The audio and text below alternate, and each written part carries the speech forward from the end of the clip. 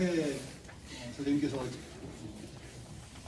김여성 전투와 관련된 전후 사정에 대해서 소상히 말씀해 주셨습니다. 정말 김여성 전투는 다른 초기 전투가 일찍 와야 되는 데 비해서 며칠 버텨준 거 해가지고서 조선이 조금 더 장기적으로 항쟁할 수 있는 어떤 그런 좀 시간을 벌어준 그런 어떤 의미에서도 큰 의미가 있는 전투였던 것 같습니다. 더구나 이제 관료들이 다 다양한 상황에서 네 분의 이제 충신들이 끝까지 향병들과 함께 목숨을 다 바쳐 지켜냈다는 이런 점에서 큰 의미가 있고, 더구나 그것이 처음 이제 조선 임진왜란에서 처음 시작된 이제 의병이었다는 점에서 큰 이제 의미가 있는 것 같습니다. 사실 오늘 좀 날씨가 이제 쌀쌀한데, 여기에 보면은 이 사충신과 관련된 다양한 문헌들이 실려 있고 또 그것을 또 잘 이제 번역해 놓고 있습니다. 그래서 저도 이제 여기에 이제 바탕을 두고서 문헌 기록을 살펴봤고 그 안에 있는 내용을 검토해 봤습니다.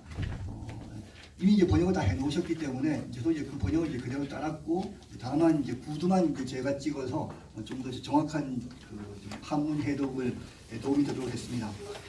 이제 혹시 이제 먼저 이제 보신 분은 좀 의아하게 생각하실지 모르겠는데, 사충신이라고 하면서 정작 제가 주로 이제 다루고 있는 분은 송빈 선생을 제외한 나머지 세 분의 어떤 행장과 관련해서 이제 다루고 있습니다. 그것은 송빈 선생이 그래서 이제 중요하지 않아서가 아니라 어떻게 보면 다 중요한 분들이죠. 다만 이 발표문의 어떤 이제 그 길이가 좀 제한되어 있었고, 또 이제 다른 분들께서 이 송빈 선생에 대해서는 이제 많은 이제 말씀을 이제 하실 거라고 이제 생각해서, 특히 이제 다음번 발표하실 송빈 선생께서 많이 말씀하실 겁니다. 그래서 이제 조금 균형을 맞추기 위해서 다른 이제 세 분, 이령 선생과 김득기 선생, 류식 선생의 좀 주목을 했다는 점을 말씀드립니다. 향촌사에 대한 연구도 이때까지 없었습니다. 제가 알기로는, 저는 뭐 역사학 전공은 아닙니다만 14년 전에 한국정신문화연구원 교수 박병영 교수가 조선시대 김해지역 지배층의 형성이라고 하는 논문을 발표했습니다. 14년 전에. 그게 처음이지 실수입니다. 항촌사족사, 문중사, 문중사, 집안의 그 가문을 중심으로 역사적으로 접근하는 문중사학이라는 개념이 있어요. 그런 시각에서 이 논문을 발표했고요. 앞으로는 이런 문중사학 외에도 민중사학, 가령한 요 유백객으로 유명한 그 다산 정약용 선생하고 그 내외조 호동사총강이라고 하는 이학교 선생이 여기에서 22년간의 유배하면서 많은 저술물을 남겨놓았는데, 거기 보면 이 안에 김해 18세기 그 상황을 잘 안에 나타내고 있거든요. 그러나 민중사학이 또 그리고 경북대학의 이상규 교수가 그 유아빈가 하는 옛날 문헌을 보고 18세기에 김해 지역의 방언 연구한 논문도 제가 갖고 있습니다. 복사해서 국립중앙도서관에서. 이런 것들 한 100년 전, 200년 전 김해 지역의 사투리가 어떠느냐, 또 이학규 선생이 바라본 그 당시 김해 향촌 사회의 모습이 어떠냐, 시도 많이 남겼습니다. 건강 기속시 해가지고, 건강은 김해를 뜻합니다. 이러한 안에 민중들의 삶을 안에 중심으로 역사적으로 시선을 던지는 것, 이것을 민중사학이라고 하는데, 문중사학과 민중사학이 이게 합쳐가지고 전체적인 이 지역 향촌 사회사의 전체적인 역사상을 만들어내야 하는 것은, 뭐 여기 역사학 전공 교수님들 많지만 역사뿐만 아니라 또 이렇게 국문학, 국어학, 이 인문학 전체 분야들 사람들이 모여서 같이 연구하고 해야 될 일이 아닌가, 이런 생각이 듭니다. 자, 어쨌든 전쟁이 끝났으니까 이 안에 향촌 사회가 복구가 되는데, 특히 여기는 아주 안에 피해가 큰 지역이거든요. 7년 전쟁 때. 그러니까 이게 아무것도 남아 있는 게 없습니다. 임진왜란 직전에 지었던 조식 남명 선생의 서원도 안에 피자 말자 안에 4년 만에 파괴가 되었어요. 그것도 복구를 해야 되고 복원을 해야 되고, 무엇보다도 초미의 안에 관심사는 임진왜란 이전에 있었던 향안, 뭐 여기 있는 분들은 잘 모르겠습니다만 향안이라고 있습니다.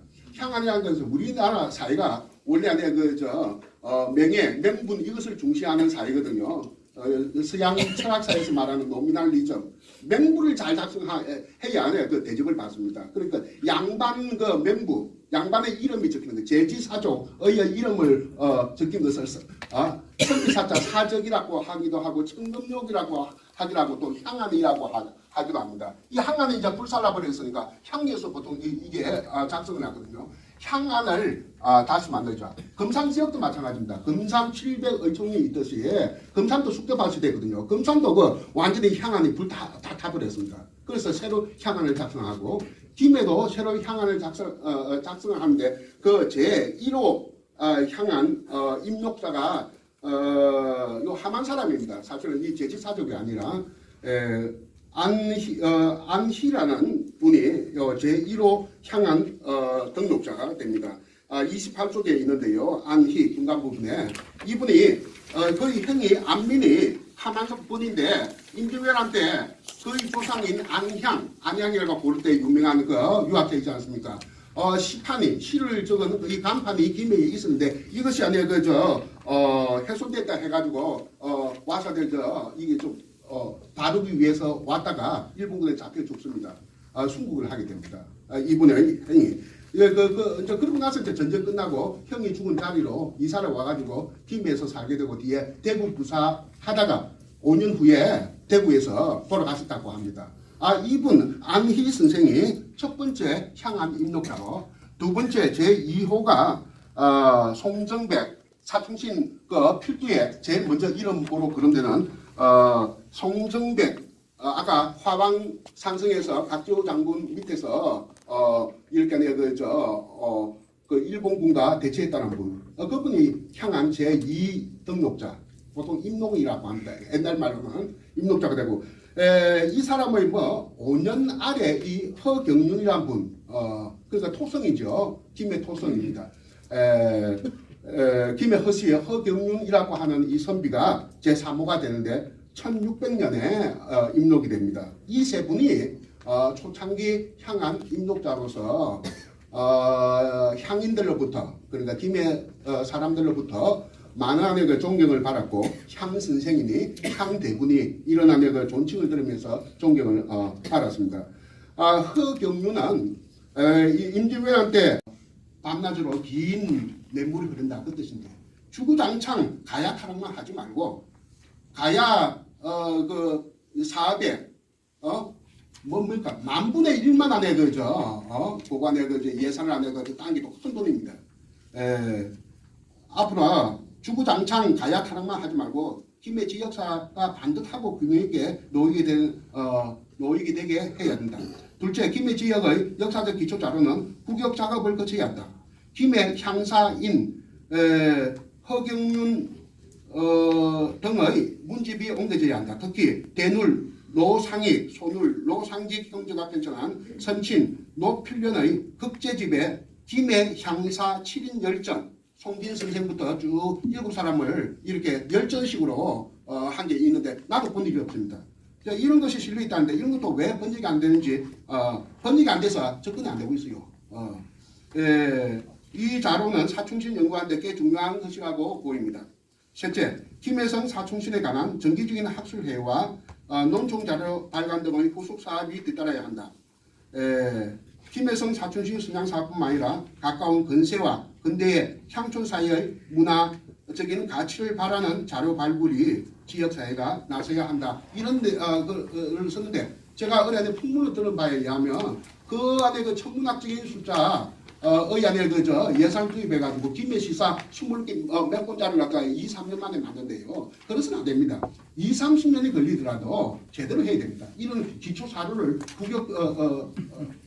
자료를 하면 먼저 한 다음에 천천히 해야 되고 또 그리고 한쪽 지역에 줄 게 아니라 이렇게 일감을 몰아줄 게 아니라 창원이나 그 국립대학 세 군데 있는 진주도 있습니다. 또 대구도 있습니다. 이런데 나누어서 일감을 나누어서 주면서 이렇게 여러 사람들의 학설을 갖다가 이렇게 함께 아우르는 그러한 그게 돼야 되는데 소문 들어보니까 집중적으로 한 군데 일감을 몰아주고 2-3년 만에 20권 책을 낸다고 하는데 이게 제가 이 풍문이 정확하게 들은지 정확한 그 속선지는 모르겠습니다만 그래 가지고는 안 된다 하는 이야기입니다. 만약에 제 이 말이 사실관계가 좀 어긋났다 하면 용서하기 바랍니다.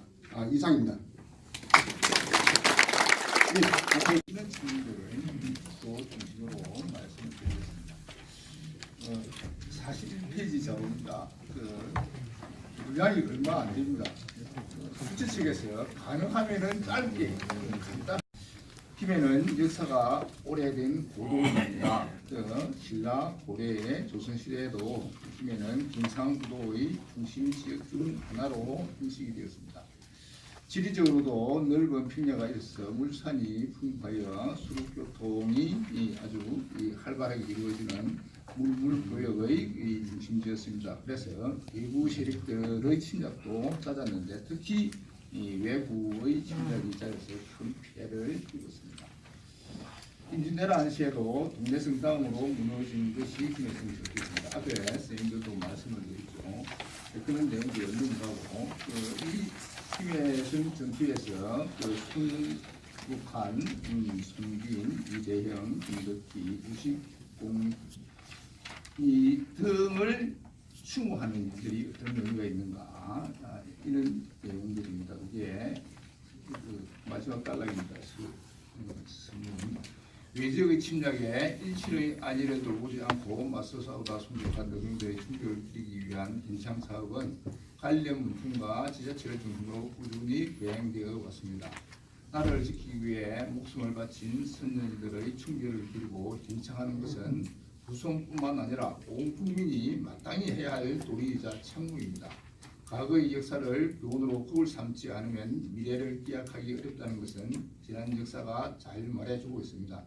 따라서 임진왜란 당시 김해성 전투의 교훈을 되새기고 장렬하게 수국한 사충신의 충격을 기리고 현창하는 사업을 거국적으로 전개하여 다시는 이 땅에 임진왜란과 같은 비극이 재발하지 않도록 해야 할 것입니다. 이러한 측면에서 사충신의 향사 과정과 그 의의를 검토하는 것은 의미가 있는 일이라 생각이 됩니다.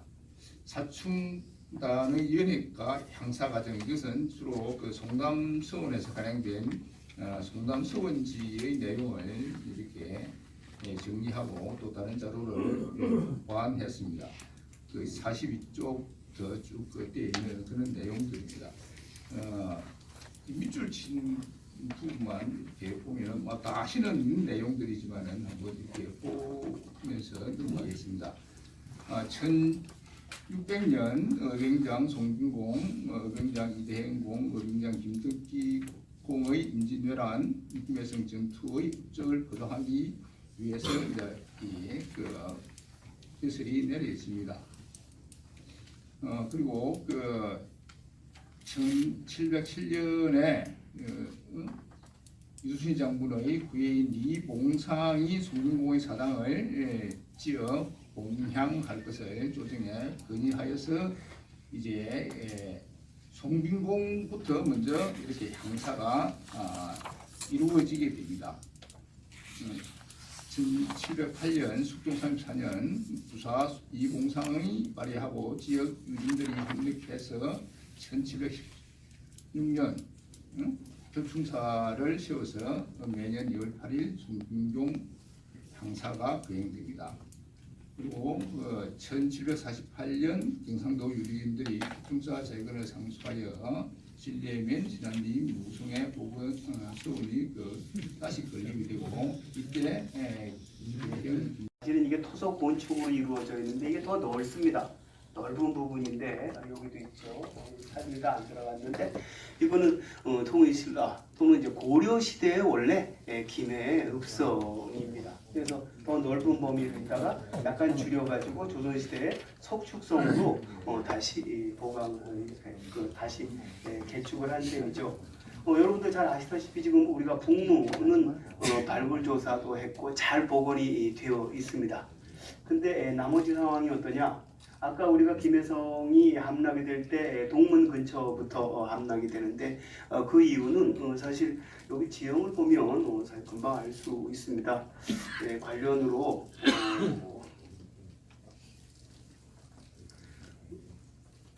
지금 이거는 그동안의 발굴 성과를 종합을 해서 현재의 지금 우리가 사는 공간 안에 김해읍성의 영역을 안친 겁니다. 빨간 게 채성 부분이고요. 파란 게 해자의 모습입니다. 지금 우리가 동문은 여기가 동문인데요. 지금 동광초등학교 정문 바로 앞에가 지금 동문이 됩니다. 근데 북문은 지금 우리가 복원되어 있으니까 잘 알 거고요. 남문 그리고 수로왕릉 바로 옆쪽으로 서문이 있습니다. 지금 우리가 김해읍성에 관하는 여기 이렇게 알고 있는데요. 대개 이 위에 쪽 부분은 지금 남아있는 흔적은 이른바 김해의 객사후원지라고 그래가지고 이 지역에서는 함어정 이렇게 부르기도 하고 연화사 또는 친근하게는 포교당 이렇게 부르기도 하죠. 그게 이 김해읍부의 맨 뒤쪽에 이 손님들을 모시는 객사의 지금 정원이 하나 지금 남아 있는 그런 상황입니다. 그래서요. 이 사진은 훨씬 전에 지금 여기 보이는 곳은 분산성이고 여기 보이는 이 사진이 지금 석축이 노출되어 있어 남아있는 그런 사진인데 바로 북문 자리입니다. 약 한 20여 년 전에 발굴 조사를 했던 그런 북문 자료인데요. 이제 뭐로 넘기니?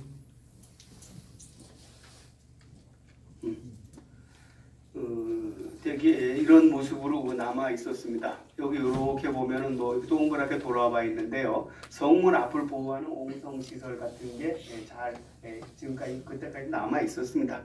그래서 어쨌든 여러분들 지금 보시다시피 김해 성의 북문은 잘 복원되어 있습니다. 북쪽의 상황은 그런데요. 요건 바로 얼마 전에 지금 원불교 회당을 새로 짓겠다고 해서 그러니까 북문 아래쪽에 김해성의 내부입니다.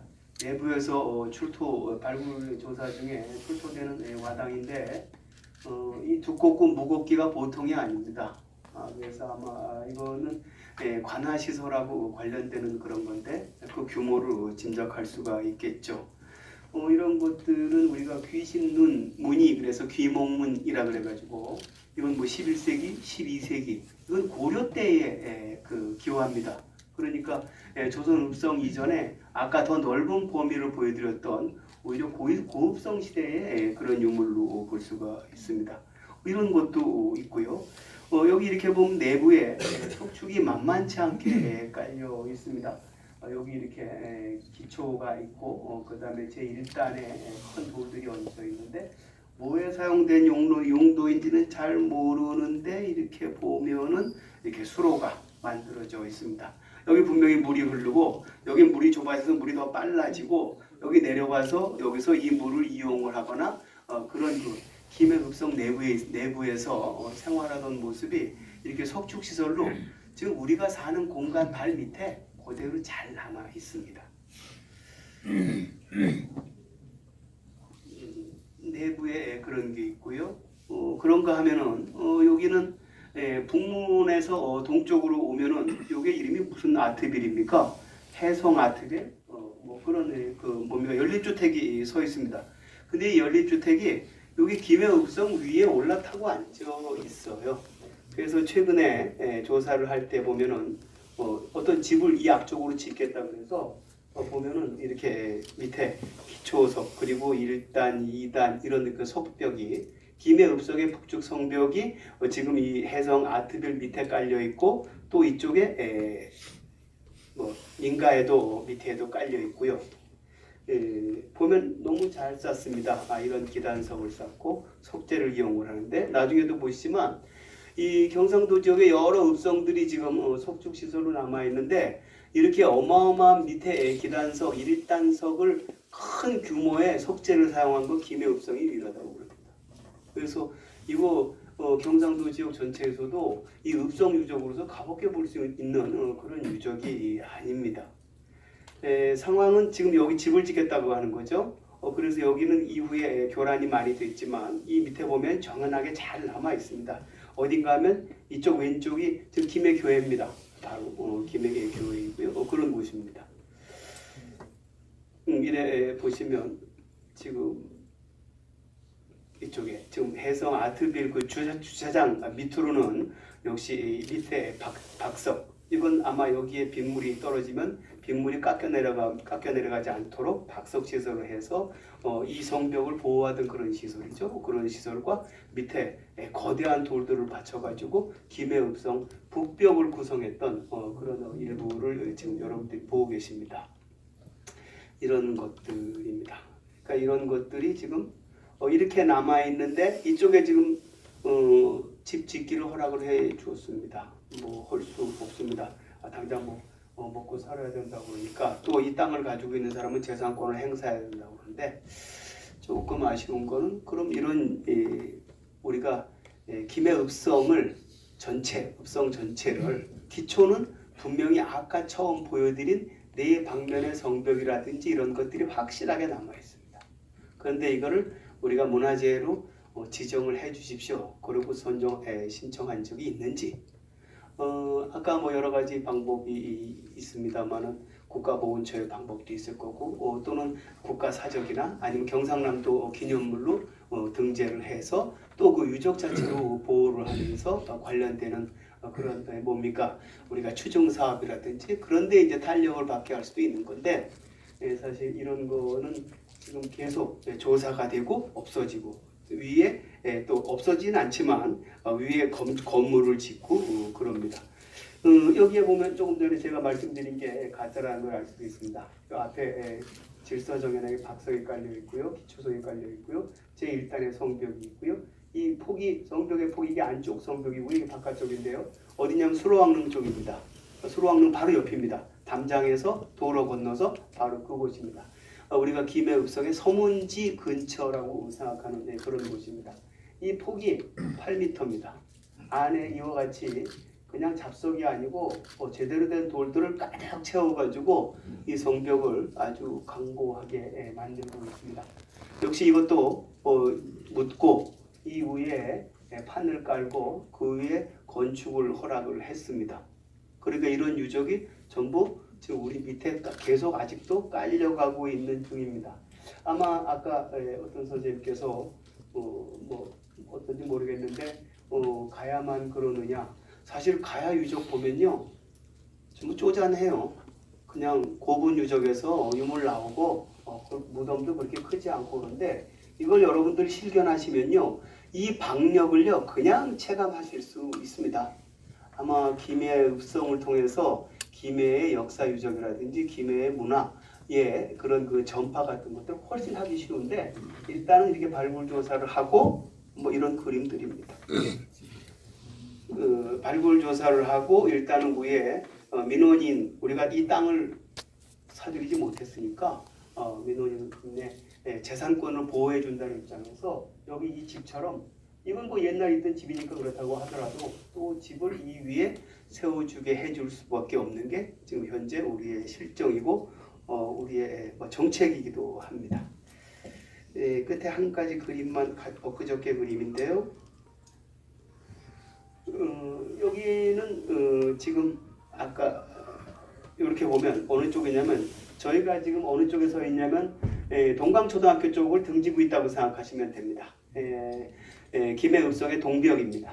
동벽인데 여기는 아까 서벽 쪽에는 수로왕릉 쪽에는 밑에 여러 단이 남아 있었는데 여기는 기단하고 그 다음에 제1성렬 정도만 남아 있는 거죠. 왜 그러냐면 이 동강초등학교 쪽이 지대가 높습니다. 당연히 지대가 높고 수로왕릉 쪽은 낮기 때문에 그건 낮은 쪽이라서 위에 삭평을 해도 밑에 여러 단이 남아있을 수 있었고 여기는 거의 남아있을 수 없었던 거죠.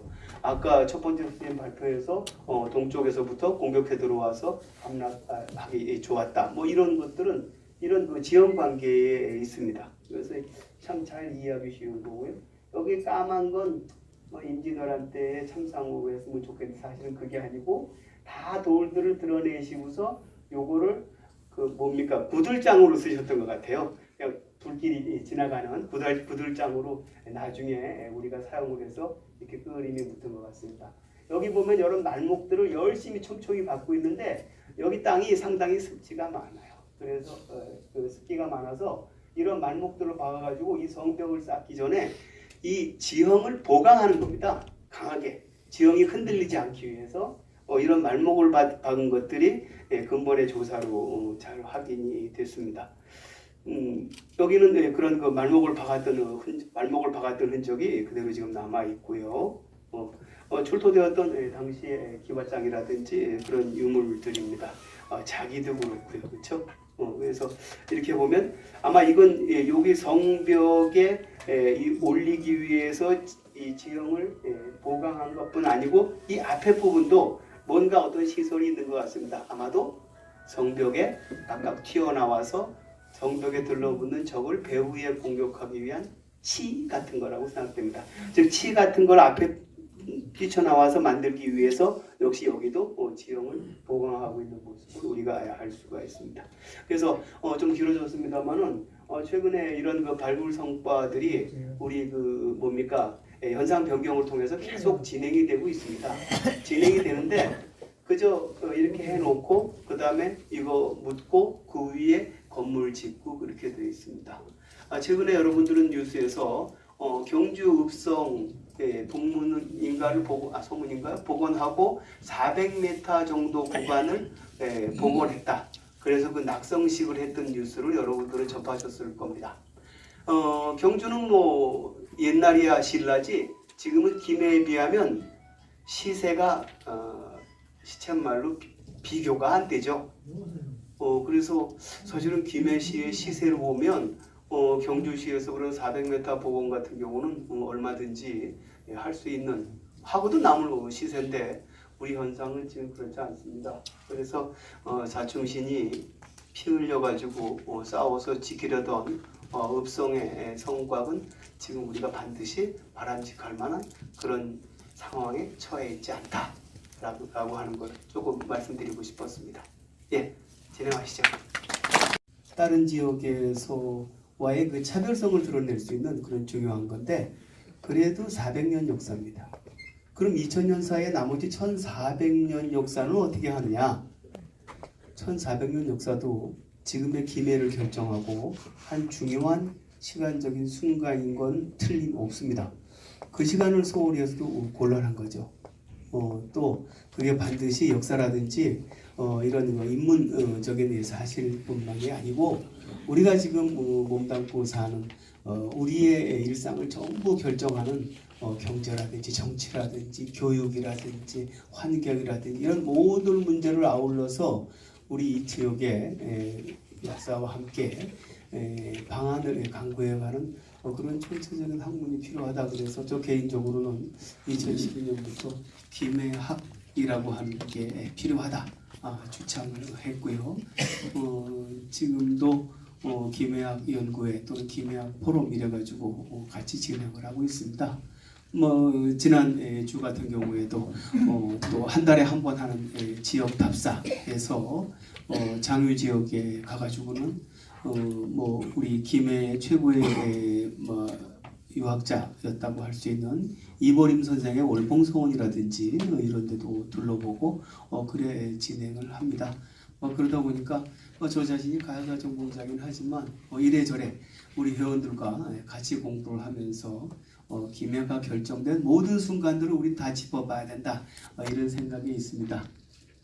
그리고 현실적으로는 학술회 예산이 많지 않아서 별도의 비싼 좌장님을 부르기가 그렇고 그래서 제가 하는 게 좋겠다 그런 생각이 들었습니다. 그래서 강의 진행을 하도록 하겠습니다. 아까 발표자 여러분들은 소개가 됐었고요.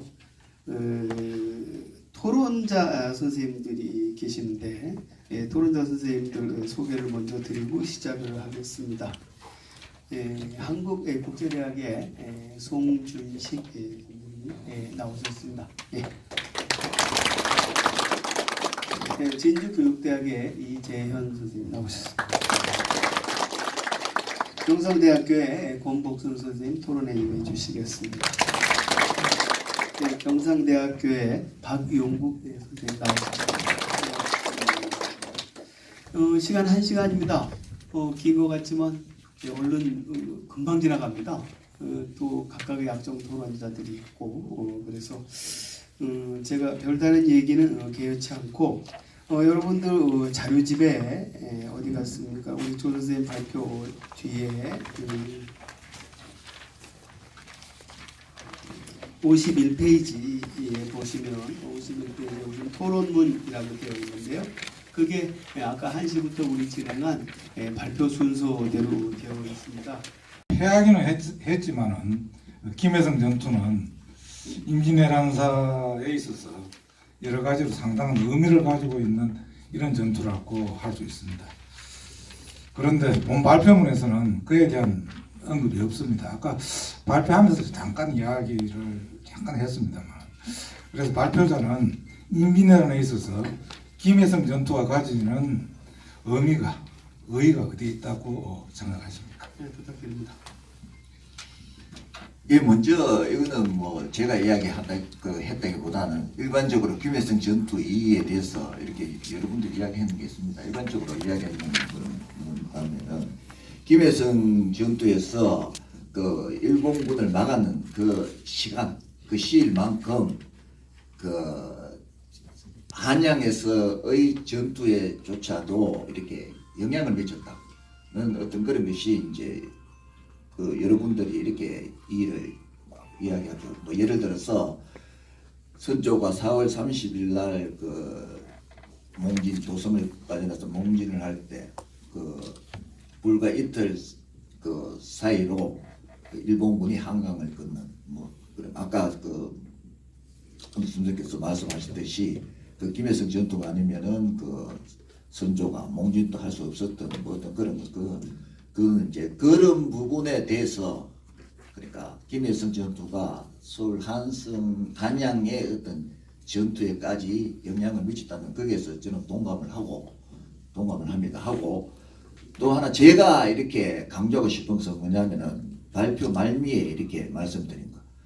그러니까 다른 어병들을 폄하할 생각은 전혀 없지만은 어병의 본래 어떤 그런 그 지형을 이용해서 성의에 그러니까 물론 뭐 김혜성 전투도 성의의 어떤 뭐 그런 것은 있었겠지만 사실은 거의 정말 옥새 이분들은 옥새 그냥 옥처럼 산산이 부서지는 아름답게 부서지는 어떤 그러한 그 뜻을 펴졌다는 것입니다.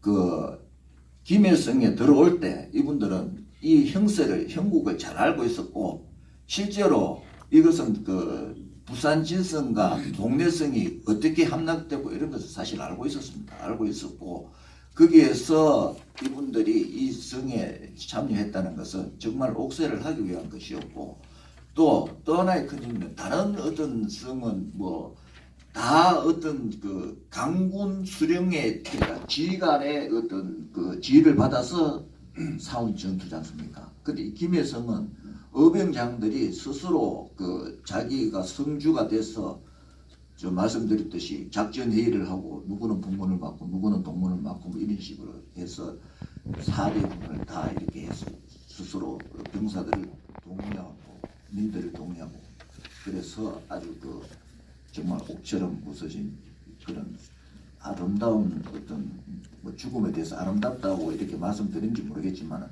정말 그런 산화한 그런 거룩한 뜻을 펼쳤다고 그렇게 생각하고 있습니다. 의인은. 오늘 진행하도록 하겠습니다. 먼저 오늘 이 행사를 가만히 제가 지켜보니까 어느 행사에 못지않게 그보다 더 낮게 참 진지하게 진행되고 있다는 것에 대해서 참 감명 깊었다는 것을 말씀드리고 지금 토론 과정에 남명조식 선생님 이야기가 나오는데 그 부분을 좀 빗대어서 제가 설명을 좀 하겠습니다.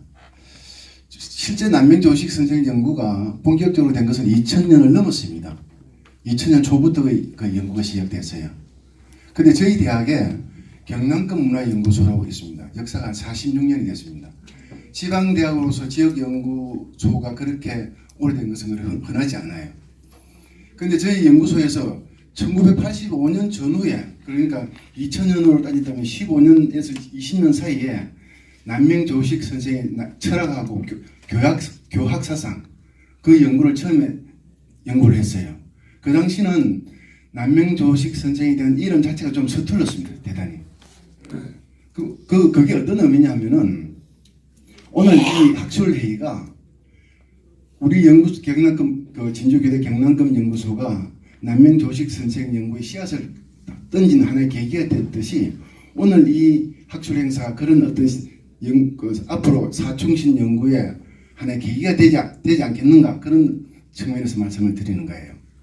그래 1985년 전후에 남명조식 연구가 이제 이름을 씨앗을 던졌고 좀 잠잠하다가 2000년 초기부터 이제 본격적으로 진행되는데 거기는 이유가 하나가 있습니다. 첫째는 문중들 여러 어르신들이 남명조식에 대한 성원 관심을 많이 가졌었고 그 다음 그걸 뒷받침해줄 연구기관 대학을 같은 동행적으로 만들었습니다. 그 두 주류가 지자체를 끌어들였어요. 그래서 지금은 남명조식에 대한 연구가 그 스펙트럼이 대단히 활성화되어 있습니다. 실제. 그렇다면은 저는 큰 틀에서 토론을 말씀드린다고 그랬었는데 그러면 앞으로 김해성 사충신 연구가 어떤 방향으로 가야 될까? 진행 방향과 관련해서 말씀을 드리는 거예요. 그렇다면 그 축은 진행 방향이 살아있으려면 크게 세 가지 축인데 문중의 문제가 있고 그 다음에 연구기관의 문제가 있고 그 다음에 지자체와의 동행 문제 이 세 주체가 있습니다.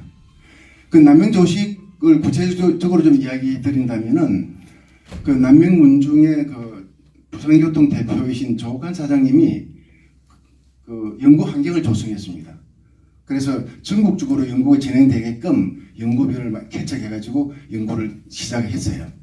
그래 대학 연구기관들이 동원이 되고 그 연장선상에서 산정군이 같은 동행자로 들어와서 지금은 전국 어느 학회보다 절대 뒤지지 않는 남명 연구가 되고 있는 거예요.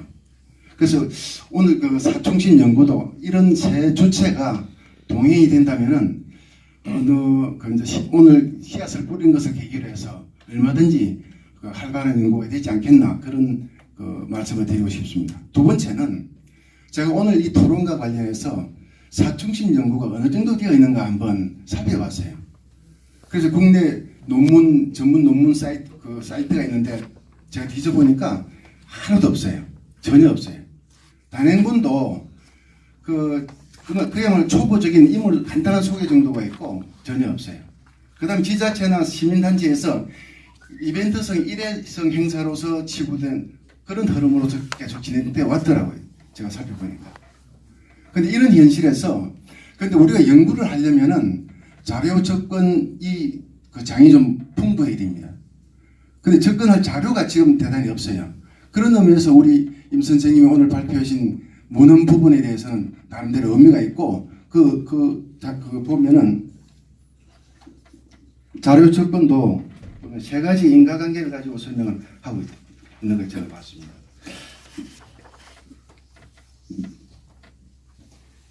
좀 이따 말씀드리고 그래서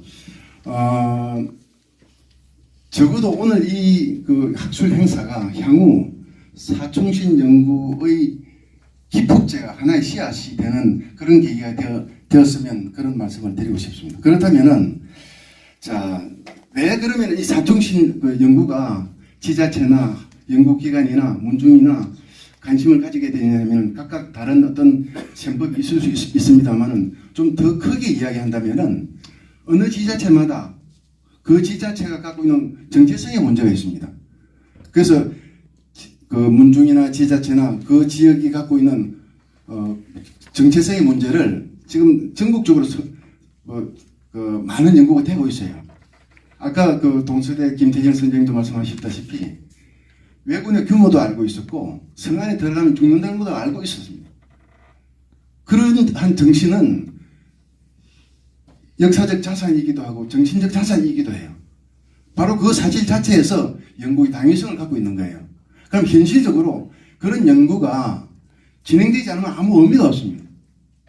그래서 이 자리에 계시는 여러 문중의 어르신들께서 그런 부분에 대해서 조금 관심을 많이 가져주시면은 사충신 연구가 살아있는 연구로서 자리매김을 하지 않을까 싶습니다.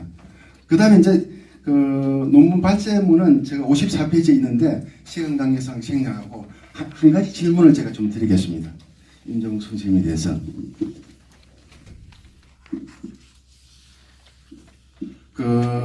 지금 현재 사충신 연구의 현주소를 임 선생님께서는 어떻게 평가하고 계시고, 그럼 중요한 것은 향후 이런 사충신 연구가 외연 확대를 가지려면 어떤 방안이 있을 수 있는지 현실적인 문제로 그런 문제에 대해서 좀 알고 계신 부분 좀 말씀해 주시기 바랍니다. 네, 부탁드리겠습니다.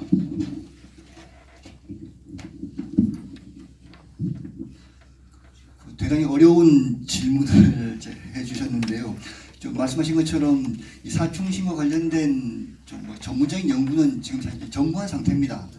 이게 뭐랄까요, 연구란 것이 이제 뭐 무에서 유를 창조하는 경우도 있지만은 대개는 선행 연구를 발판으로 삼아서 거기에서 어떤 반론을 제기한다든가 또 개성한다든가 좀 확대하는 이런 방식으로 점점 커지는 것이 이제 연구의 어떤 하나의 팽창도인데, 그러니까 당장 이제 이 어떤 이제 첫 단추를 여는 게 없는 거죠, 아직까지 이 사충신 연구에 대해서.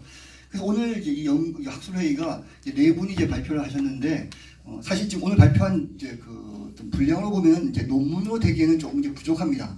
근데 이걸 조금 이제 보강하고 이제 확대하면은 한편의 이제 논문으로 이제 어엿하게 이제 자리 잡게 될 것이고, 사실 이것이 이제 어떻게 보면 이제 우리나라에서 이제 사충신에 대한 이제 어떤 연구 논문으로서는 어떤 최초의 이제 업적이 이제 될 수 있다고 저는 생각합니다.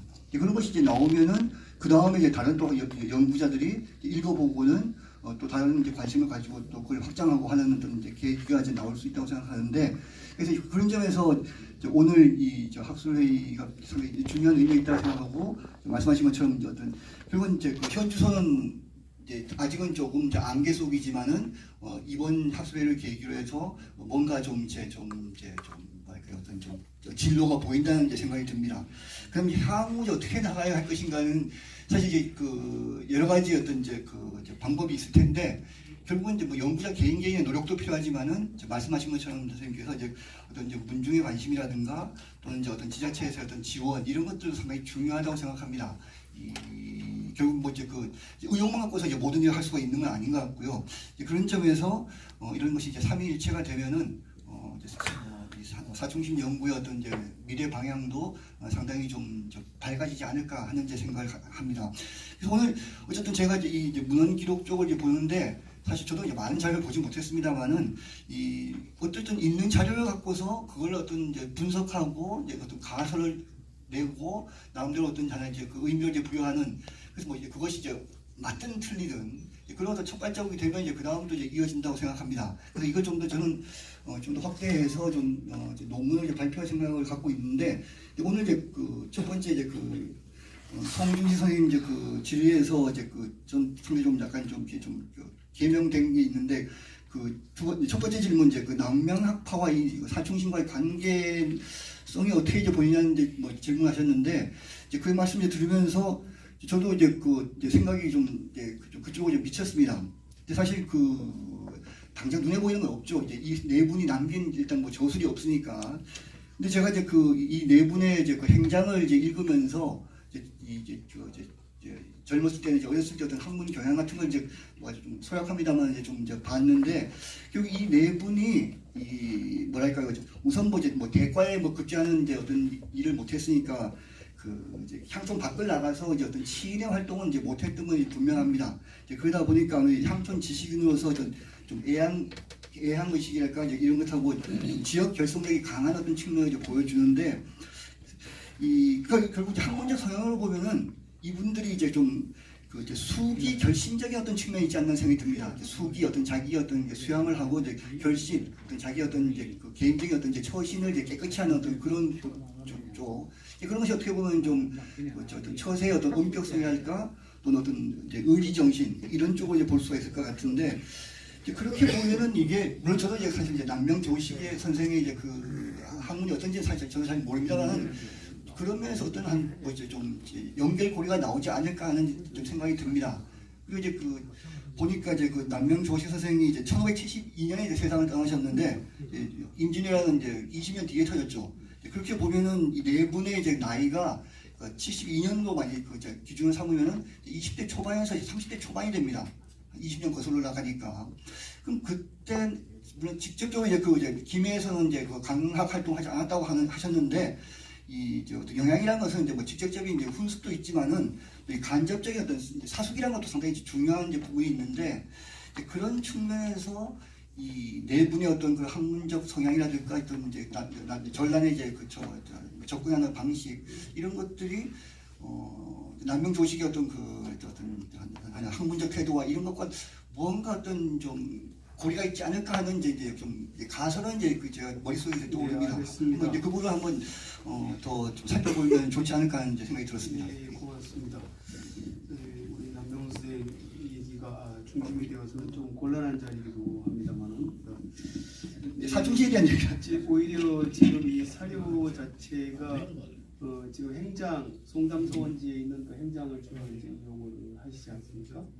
근데 이거는 2차 사료지 않습니까? 네, 이 송담서원지는 송담서원에서 간행한 비교적 근년의 자료고 송담서원지를 구성할 수 있는 1차 자료를 가지고 좀 우리가 재구성을 하자 하면 안 되겠다 그런 생각이 언뜻 듭니다.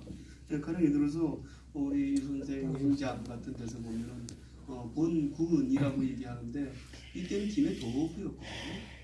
또 유 선생님이 그 말을 타고 김해 읍성에 오신다고 그러는데 내외동에서 말을 타고 오시는 것도 그것도 이상하고 그러니까 이 송담소원지의 그 사료를 우리가 역사 재구성의 사료로 하려면 엄격한 그 사료 기반이 있어야 될 것 같습니다.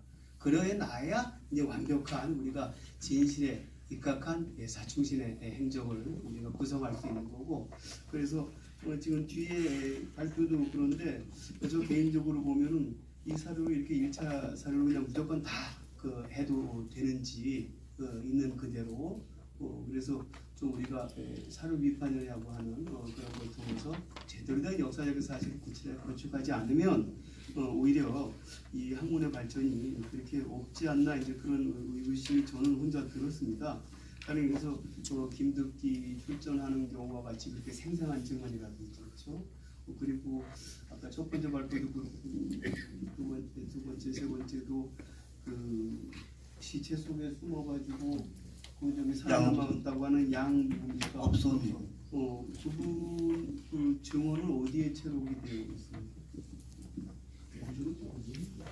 그러니까 우선 저도 좀 이제 말씀을 좀 드리고 싶은데 일단 뭐 이제 어디에 체록이 되어 있습니까? 잠깐만요. 그게 그 지금 아니에요. 제가 말씀드리겠습니다. 죄송하지만 그 서원지의 그 행장의 근거 다른 세부는 모르겠지만은 그 이대행이란 분은 바로 재령이신데 그 이대행의 그 행장을 쓴 사람이 누구냐면은 바로 요게 하만 출신 주교 오은입니다. 주교 오은하고 그 이대행 관계는 천남매부지간입니다. 주교 오은의 여동생 남편이죠, 이대행이. 그래서 행장이 바로 거의 담내입니다. 1차 사료죠. 그 1608년에 나오기 때문에 거기에 보면은 그 방금 그 자장님께서 말씀하신 그 근거가 어디냐 바로 거기 나옵니다. 양곡순이가 그 아마 그거는 사실인 것 같습니다. 그러니까 뭐 저는 그런 것들을 1차 자료로 여기 오히려 잡수로 그게 나와야 돼요. 그렇죠. 아마 그런 부분 맞습니다. 지금 가르쳐 주신 그 내용이 여기에 나와야. 그 부분은 나중에 제 토론에서 좀 잠시 언급하겠습니다. 저도 좀 말씀을 좀. 예, 방금 소개를 받은 권복순입니다. 제가 오늘 이런 자리에 함께 있는 그 자체가 아주 뜻깊은 자리라고 생각이 들고 제가 이 토론을 맡기 전에는 김해 하면은 이제 가야의 별상지 이 정도로만 알고 있었는데 이 사충신의 고장이고 또 김해 읍성이 아까 영상을 보니까 지금 발굴이 되고 있고 또 지금 좀 아쉽게도 그 김해 읍성 그 보존 자체가 약간 힘든 상황이라고 제가 설명을 드렸는데 제가 지금 토론을 하러 왔어도 되게 안타까운 그런 생각이 듭니다. 그리고 제가 사는 진주에는 지금 농계제라든가 어떤 축제 행사가 진주 정착물처럼 되는데 실제로 농계 그 자체의 기록이 구슬로 전하는 오우야당 그 기록에 의존하고 있는데 지금 뭐 사충신 지금 충절하신 분 어떤 기록이라든가 김해 읍성 이런 것들이 구체적으로 기록화되어 있어서 굉장히 부러운 생각도 듭니다. 시간이 좀 부족한 관계로 제가 그냥 있는 것으로 대신하겠습니다. 첫째부터. 예, 그냥 그 질문. 네. 예, 첫째, 사충신을 기리기 위해 세운 성담서원이 이후 향촌에 끼친 영향에 대해서 알고 싶습니다. 김일성 업성 전투에서 전사한 삼충신 성빈, 이대형, 김덕기가 전란이 끝난 이후 1600년대에 이제 그 공로를 인정받아서 벼슬을 추정받았다고 합니다. 추정받았고 역사 속에 묻혀있다가 그 이후에 이제 이순신의 원손 이봉상에 의해서 조정에 건의되어서 성담수원이 건립된 것으로 아는데 참으로 다행한 일이라 생각합니다. 성담수원을 건립은 삼충신의 의로운 죽음을 기리기 위한 것으로 보시는데 이 이후에 유식이란 추가됨으로써 사충신으로 함으로써 향촌사회의 기반을 닦는 데 큰 기여를 하였다고 생각할 수 있습니다. 이러한 가정보다는 제가 주목하는 것은 전후 향촌사회의 재건 및 복구 과정을 향안을 재작성하는 과정이라고 했는데 김해 향촌사회는 이와 같은 움직임에 동참했다고 할 수 있습니다. 향안이 전쟁 중에 멸실되었다가 복구되는 과정을 거치는데 김해 지역이 다른 지역보다도 전 지역의 피해가 크다고 합니다. 그런데 다른 지역보다도 그 향안 작성이 빨리 진행될 수 있는 그 원인을 어디에서 찾을 수 있는지 여쭙고 싶습니다. 예, 부탁드립니다. 저 한꺼번에 제가 질문드리겠습니다. 네.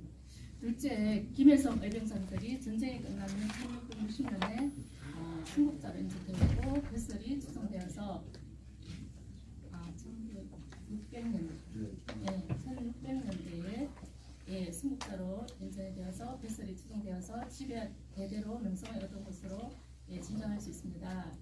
그런데 벌써 그 이전에 이제 1610년대에 작성된 신산 동화록에 기록된 명단을 보면은 성빈의 두 아들 성진백, 정남이 공주되어 있는 것으로 아는데 그러면 기록화 되기 이전에 그 어떤 향한 사람들에게는 어떤 한간에 널리 이런 사실들이 퍼져 있는 그런 내용이 없는지 이런 뒷받침할 기록이 없는지 궁금합니다. 그리고 제가 셋째 송장군 소라를 제가 논문을 쓴 적이 있는데 이 송장군 소라가 이제 실존 인물인 송빈을 바탕으로 한 역사 소설입니다. 그런데 이 이제 역사 소설 19세기에 향폐하되 아까 보면은 이제 송 교수님 그 발표에 의하면은 이제 16세기를 거쳐서 17세기가 안정기에서 그렇고 18세기는 이제 황폐화된 향촌사회 이와 같은 전환기를 마련했다고 하셨는데 그러면 이 송정우 수라를 통해서 이를 뒷받침할 어떤 기록이 있는지 궁금합니다.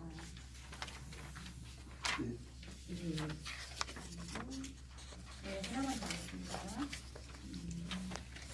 지금 18세기 방금 말씀을 드렸는데 이 김해를 비롯한 영남 지역이 주변화로 전락한 것은 정치적인 것뿐만이 아니고 사회 경제적인 이유를 들고 있습니다. 일례로 정치적으로 낭명학파의 몰락 이후에 김해의 사적 세력이 정치적으로 난민들 가운데 자전 영남학파에 기대지 않고 소위 경남학파와 손잡을 한다든지 경제적으로 산업 합의를 넘어서 사상 합의의 한 정황이 곳곳에 남아 있습니다.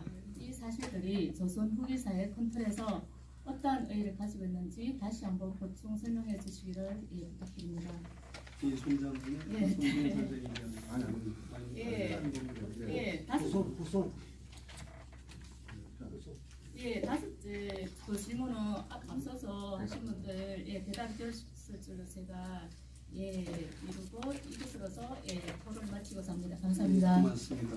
뭐 한꺼번에 하라고 했으니까 한꺼번에 간단하게 대답하십시오. 첫 번째는 다른 전쟁 피해가 컸음에도 김해가 빨리 복구된 이유가 뭐냐 하는 말씀인데 수로 왕릉도 그렇고 신산서울도 그렇고 김해는 상징성이 강한 장소가 많습니다. 이 상징성이 강한 공간 때문에 사민의 자긍심이 있었고 또 결속력도 가져오지 않았느냐. 사민 선비들과 백성들 이런 삼인일체의 결속력이 김해성 전투가 일어나고 각저우 장군의 그 1000명 그 수하들이 쉽게 모였고 하지 않느냐. 경상우도가 특별히 의병이 많은 이유가 이 3인일체에 근거합니다. 아까 제가 3인일체 이야기했습니다. 이덕형 이 선조한테 보고한 바에 의하면 이 경상우도 지역은 행정력이 미치지 못한다. 그 이유가 3인일체다. 선비와 백성들이 서로 짝짝꿍이 잘 맞더라 하는 이야기입니다. 이런 짝짝꿍 잘 맞은 것에 빨리 안에 전후 복구 과정을 겪게 되지 않느냐. 저 사람들은 그렇게 생각하고요.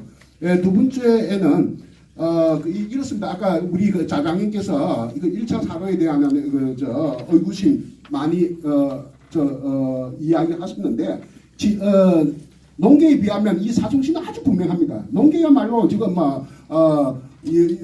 엉터리도 많을 뿐만 아니라 어린이 친척이 가짜인지 또 구전된 이야기하며 뒤죽박죽입니다. 사실. 그래도 농계는 어연하게 진주에서 잘 선양하고 있거든요. 자, 이런 이유는 18세기에 경상도가 원 안에 정치적으로 안에 피폐화되다 보니까 우리는 반역한 아니다. 충절의 고향이다 해서 진주는 농계를 선양하게 되고 단성은 끊임없이 남명조실 선생을 문무에 배양하려고 했지만 결국 실패합니다. 19세기 말까지 단성 선비들이 조식 선생을 문묘 배양을 하려고 했어요.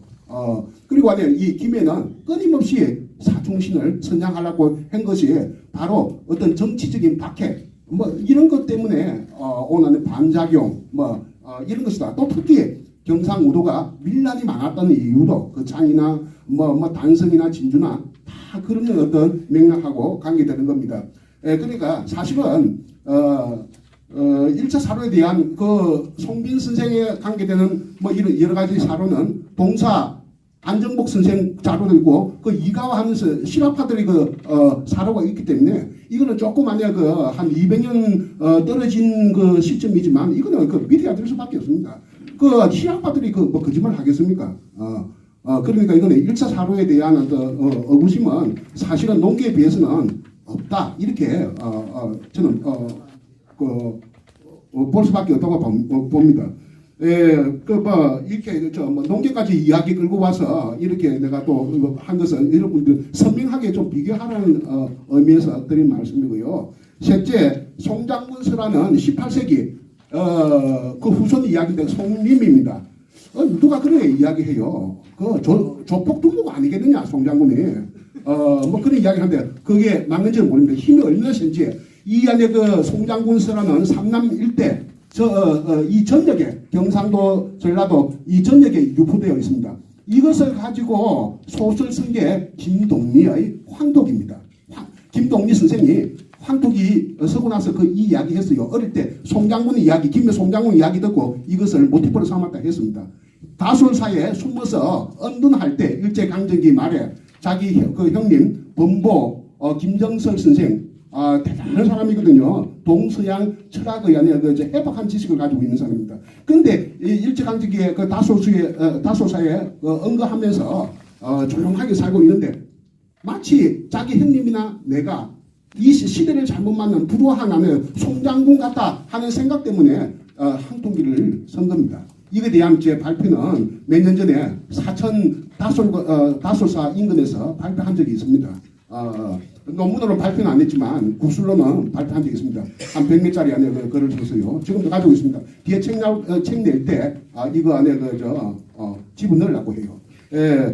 그런 어떤 정치적인 만해 때문에 이렇게 이런 또 송장군 설화가 이 김해에서는 안 해. 이게 출신 못하겠더라. 이런 어떤 민중 심리와 함께 이렇게 유포된 것이라고 보면 됩니다. 앞으로 송장군 설화에 대한 연구도 처음으로 한 사람이 건북 선생님입니다. 제가 좀 하라고 좀 말씀드렸습니다. 고맙습니다. 예. 그리고 마지막 넷째, 사상 합의에 대해서 이야기합니다.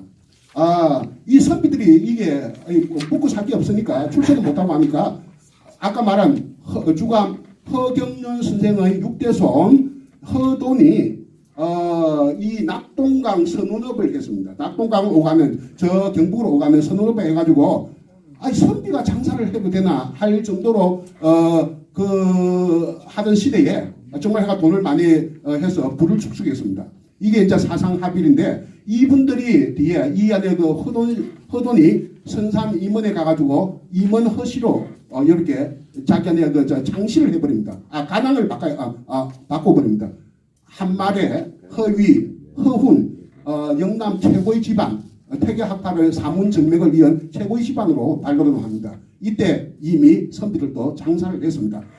박지훈이가 그 선비 장사에 대한 어떤 이야기와는 전혀 다르고 이 이야기는 그 이학교의 이학교의 사료에도 나타납니다. 선비들이 장사하더라 하는 말은 이미 이학교 사료에 나타납니다. 그리고 마지막 또 한마디 하겠습니다. 자장께서는 지금 굉장히 바쁘신 것 같은데 이 김해 사람들이 이 민중들은 백성들이 뭐 먹고 살았겠느냐? 저는 이렇게 생각합니다. 낙동강 오리, 야생오리와 갈대와 소금입니다. 이 갈대 가지고 이 김해는 산도 별로 없는데 갈대 가지고 땔감으로 삼았습니다. 그리고 소금 이게 염전 기록은 19세기 사료에 많이 나옵니다. 저 대저 지방 일대에 소금 가지고 소금 구워 먹고 팔고 살고 이 안에 그 야생 오리는 뭐 낙동강 오리알 뭐 이런 말도 나오는데 이것은 일본에 수출했습니다. 농한기에 한겨울에. 그러고 나서 일본으로부터 수입을 한 것이 성가기, 이길 성자, 승리할 때 성자, 노래 가자, 기생기자. 뭐 노래 잘하는 기생을 수입한 게 아니고 이게 뭐냐? 성가기가 뭐겠어요? 서기악기입니다. 서기악기. 일본말로 서기악기를 수입하고 낙동강 야생 오리를 저 대마도에 수출했습니다. 이제 이것도 누가 장사했겠느냐? 민중들뿐만 아니라 아마 선비들 뺐겠지 싶습니다. 이런 것이 사상 합일에 강한 18세기에 제가 그냥 지어낸 말이 아니고 이 학교 사료에 나오는 말입니다. 이상입니다. 맞습니다. 아까 그 송담서원 원장님 아까 그 허경미운 터에 대해서 아까 상동인가 그러셨는데 혹시 지금 서원이 있지 않습니까? 상동 쪽에? 허경윤을 향사하는 부천서원이 있죠. 네, 부천서원 지금 상동 우계리에 있습니다. 네. 상동 우계리. 네, 그래서 지금 그 상동에 부천서원에 향사되고 있기 때문에 좀 참고를 하시면 어떨까 그런 생각이 듭니다.